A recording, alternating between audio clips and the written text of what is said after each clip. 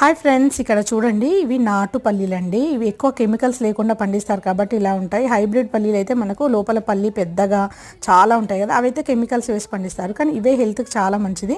మనకు మంతెన గారు కూడా చెప్తారు కదా, పల్లీలు ఉడకబెట్టుకొని తింటే మంచిదని.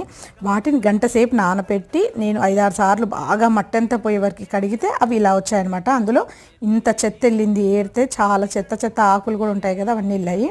ఇప్పుడు ఇందులో మంచిగా వాటర్ పోసుకున్నాను, ఫ్రెష్ వాటర్ పోసుకొని టేస్ట్కి సరిపడా దొడ్డుపు వేసుకొని ఒకసారి చేయితో ఆ ఉప్పునంతా నీళ్ళల్లో మంచిగా ఇట్లా కలియబెట్టి దాని తర్వాత అయితే స్టవ్ మీద పెట్టుకొని మూత పెట్టి ఒక 15 నిమిషాలు అయితే ఉడకపెట్టుకున్నాను. ఉడికిన తర్వాత కూడా ఒక 10 నిమిషాలు వదిలేసి ఆ తర్వాత వాటిని మనం ప్లేట్లో వేసుకొని చక్కగా ఒలుచుకొని తింటే చాలా చాలా మంచిది హెల్త్కి. అప్పుడప్పుడు నేనైతే ఇట్లా అయితే తింటూ ఉంటాను. ఇవన్నీ నేనే ఒలచాలి కాబట్టి ఒక చేతితో కెమెరా పట్టుకొని అయితే ఒలుస్తున్నాను. ఇది ఫ్రెండ్స్, వీడియో నచ్చితే like, share, comment, subscribe and support to my channel. Bye.